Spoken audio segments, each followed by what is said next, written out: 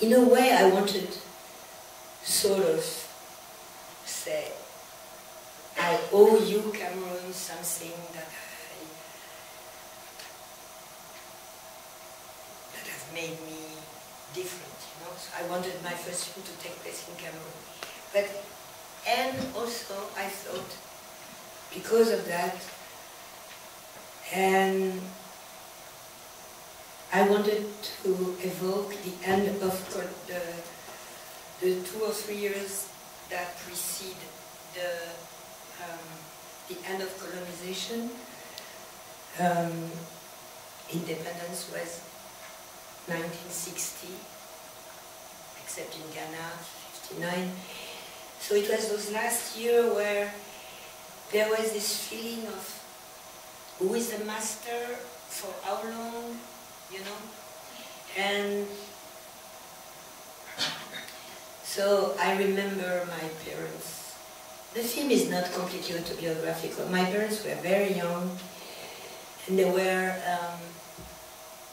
coming from Europe after the war, and they loved being there, even though we were in a place, not in a city, in so-called bush, so we had nothing. But for my parents, it was so much better than what they had experienced during the war, that it was like paradise for them. And I remember that joy. And I remember also, we were embarrassed, even me, as almost a baby, and my parents, by having servants, because we were not educated.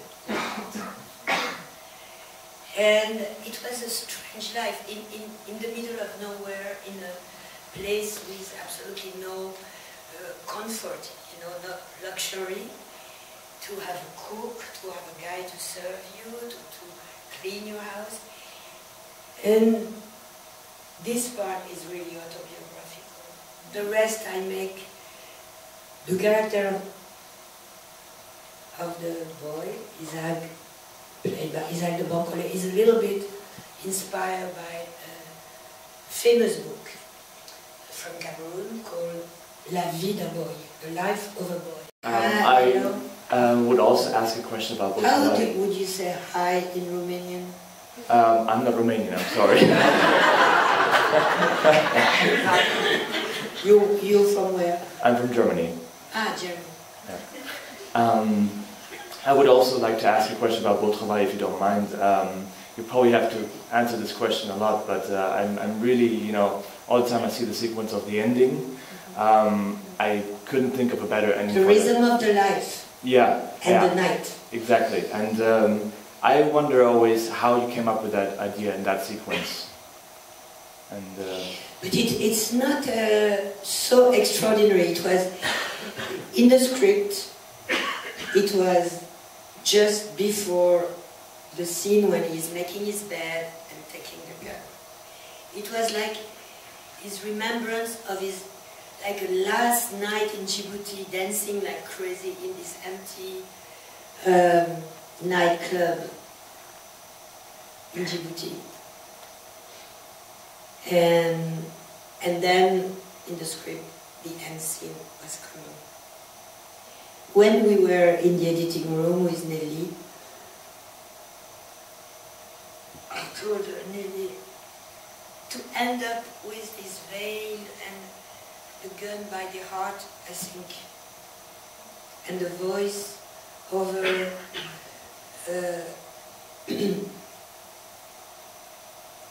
of Denis, I think it's killing me because it's too sad. I think let's try to put the dance after, as if there was a sort of extra life or resurrection or whatever. And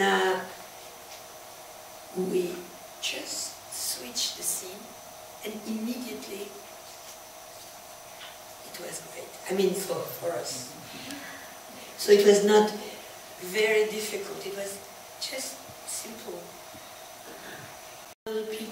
about what they look like, I think caDRUL was really great. It was so much. A guy like him, a guy who was brave enough to be in a foreign legion, believe me, he has no those limits you meant. Mm-hmm. They are wider than you think.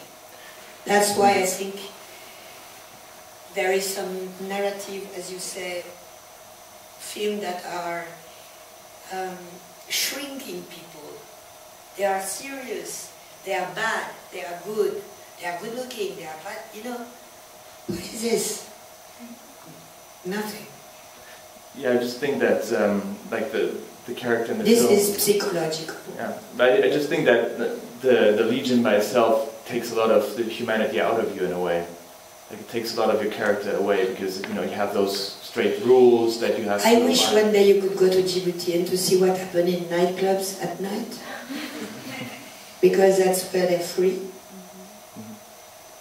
With the Ethiopian prostitute. You would be afraid, I guess. And you will see something of the human nature you have no idea how far it could go. And I think you have like, on dit des œillères en français. It's wider. I think. For me. It would be better.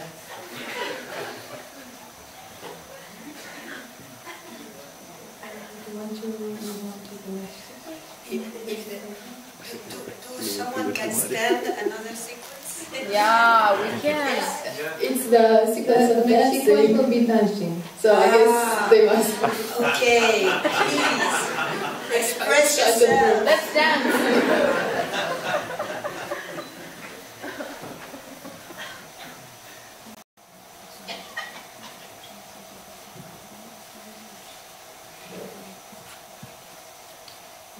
So you are saying that we should trust the humanity.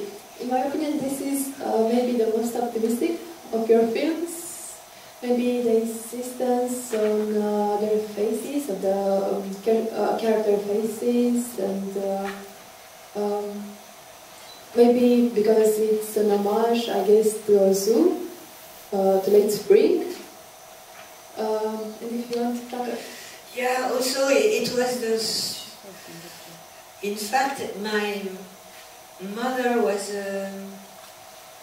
my grandfather was a widower, and he raised my mother alone. And all my life, till now, my mother is still alive. For my mother, the love between her and her father was something that was beyond words. Of course, she had children, she had a husband, but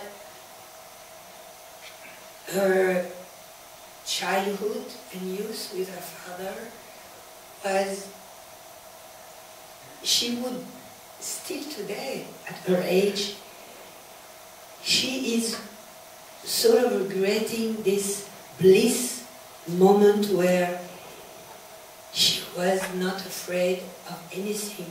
Life could go on forever like that. And she still remembers when she left, when she got married, how dangerous life became. This love is has a special quality because it's love that won't last forever. Of course, there is a moment, the love can last forever, but there is a moment they know, both of them, especially the father, that it is time for his daughter to go away. So it's the story of a separation, in fact. And for me, it's still breaking my heart when I look at the close-up of Alex watching his daughter, and he knows it's time to say goodbye, and yet it's his little girl. I don't know if it's optimistic, but it's full of feelings. I never do a storyboard, as you would say a storyboard. Sometimes I do little drawings, but no real storyboard. The thing is, when we were doing location scouting, we were looking for this little cafe restaurant, African type, and it was always, I felt it won't work. I didn't know why. I had a feeling it was not going to work. And one day, I stopped in this little restaurant, and it was so tiny, so small, with the door of the kitchen, the bar, the entrance door. I said, you can capture everything in one glance. There is no need, it's like a little nest. You can see everything in one glance. And I told the production manager and Agnes, it was the place for me where I could direct a scene like that in a very easy way, because I could myself see every detail, you know, like I didn't have to cut from this, from that, no. It was there. I knew, for instance, that the character of Alex sitting at the bar could see his daughter there, you know. It was not... The geography of the space was extremely convenient for the emotion. You usually choose the music beforehand? Yeah. And, Yeah, Night Shift is one of my favorite songs ever. And Night Shift also was not only one of my favorite songs, but it's a night shift. The father is giving his daughter to the neighbor, you know. So it's also a night shift.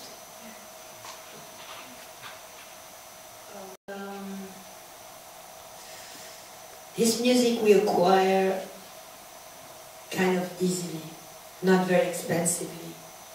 And Siboney, the song before, I knew the singer, and it's a traditional song of the Caribbean. And the piano player is also in the film as an actor, so it was not very expensive. But there was a song I wanted for the film, The Little Red Corvette by Prince. And no, it's not a joke. I really wanted that song. For many reasons I was right, but then the price was exaggerated. Even though I knew it was going to cost a lot, suddenly it became ridiculous. I am a little bit embarrassed because in Romania there are a lot of young directors. Romanian cinema is moving fast, and I think there is everyone knows here what it is to make film with using not so much money. So I think I am lucky. I am living in France, in a country where there is a certain type of organization that allow people like me to do film. Of course, not huge budget, but... One thing, that's good. I would like to say at first, like, I appreciate a lot your cinema. The small moments, they're so powerful. You take your time, the pace is excellent. But since we talked before about the non-linear and storytelling, and which is perfect, and life is not logic, and it's I really admire. The thing is, my question is, how you, whenever you write on the script, how you, do you write the script, do you write just the outline, or you do it before shooting, like Godard did with Brad? No, the script writing is not only to get the money. You don't get money without a script, but it's great, it's very important to work on a script. It's a way to question and question and question. You have no time to do that on the set, you know. It's too late. It's too late. On the set, maybe you will change a little details. Or maybe you are over scheduled, so the producer will tell you you have to cut this, you know, maybe. But the script writing with my colleague, Jean-Paul, we, I don't know, it's like,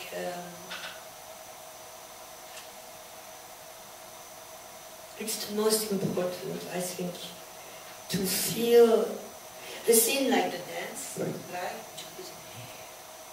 It's not a long scene in the script, because there is not much dialogue, but we describe it, you know, so I knew the essence of it, you know, and it doesn't, sometimes when we start a script, I do have only one scene in mind. We start a script and I tell Jean-Paul, I have one scene in mind, only one. I know the story more or less, but one scene I can describe it exactly. And often we start like that. Maybe it's a scene at the end, or in the middle. For example, in Trouble Every Day, it was the scene with the maid carrying the suitcase in the corridor. And they enter the room and the bed is not made, you know. That was the beginning for me. But then I know the story, but because one scene makes it suddenly like a sort of anchor, and then you can go on and build a story. To give a character a motivation, for me, it's a drawback. It's like, this is your motivation. No. I try to, with Jean-Paul, to describe a guy that his job is to drive train. He spends hours alone driving train with a big responsibility. It's a very precise job, and he has raised his daughter alone. And his life is, I don't know, maybe like my grandfather was. He has a serious job with a lot of responsibility, and is not typically the guy who will externalize all his emotion, you know, is a sort of he has a sort of way to be the guy who expresses nothing but a sort of joking little purpose aspect in his jokes with the neighbor, you know. He's like a little bit of a nasty guy sometimes. A guy who is a servant with white people, and he doesn't want. He's a good-looking guy, but he doesn't. He refuses to have contact with this woman. I think it's. No, for me, those characters, they have no way, they have no discussion. Do you think this guy is not going to say something to her, or nothing? I think for me it's easy to understand.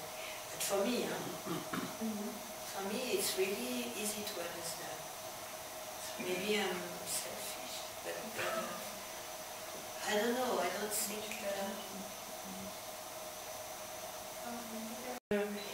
And she was wondering why I never asked her. And one day she watched a film I did Friday night, and she said, "Why did you ask this actress and not me?" And I said, "I don't know, maybe I know you, and maybe by knowing you, I have a sort of a, I don't know, maybe something is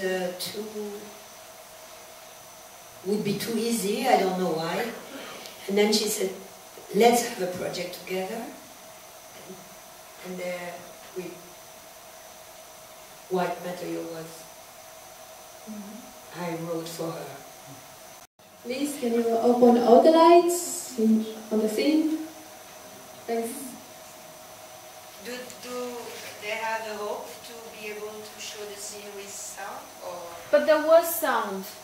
No. No, come on. At the beginning there is... Don't tell me there was sound. There was sound when she's speaking. Yeah, we heard speaking. But all the wind and the sound starts, it was small, but there was a trace of wind. So it's easy to screen it with the volume higher, no? Yes, but you cannot hear very good there because you have no speakers and it's like you're in a box. And in the end, it was sound. Louder than No, don't tell me. I have been in so many screenings. I know loudspeaker, I know sound. No.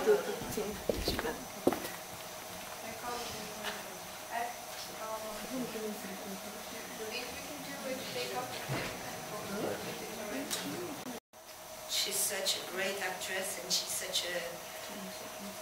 Everything was great. Even when we went around in festival for promotion, we enjoyed so much to be together. Yeah. Thank you. This little tiny woman, beautiful and strong. I'm addicted to her.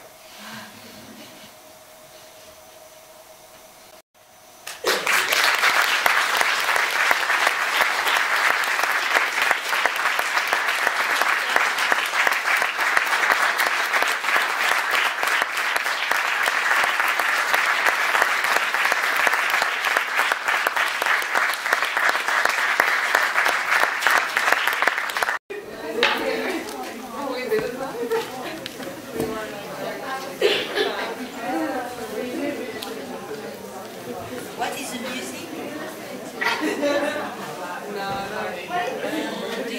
This made a lot of music.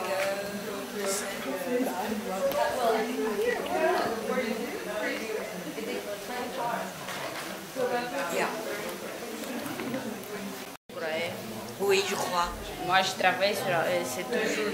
Mais c'est difficile toujours de faire des films.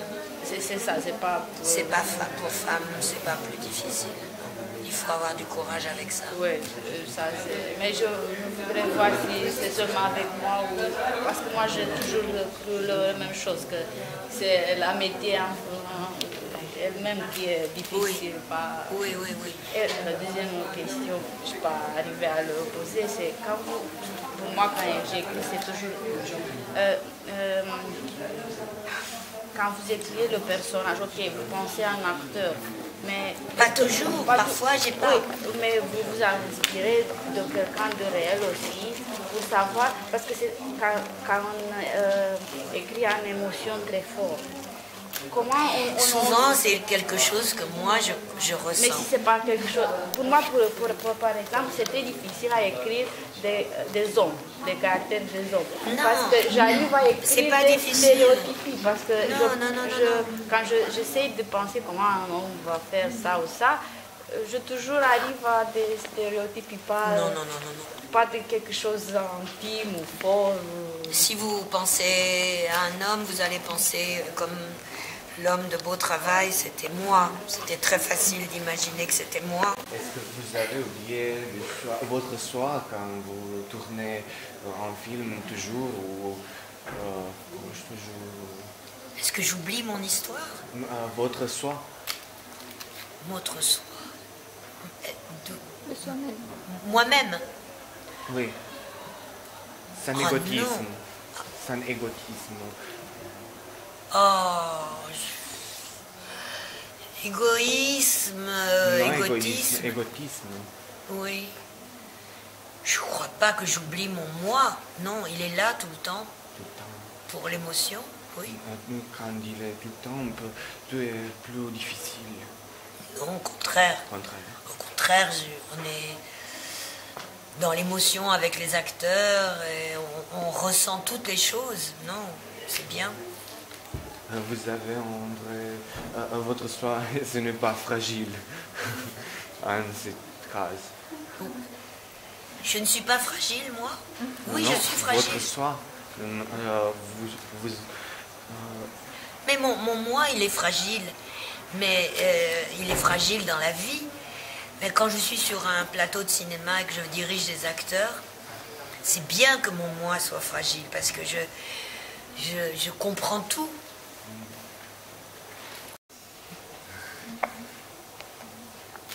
Ok. Merci beaucoup. Merci à vous. Et bonne chance avec les films. Oui, bon.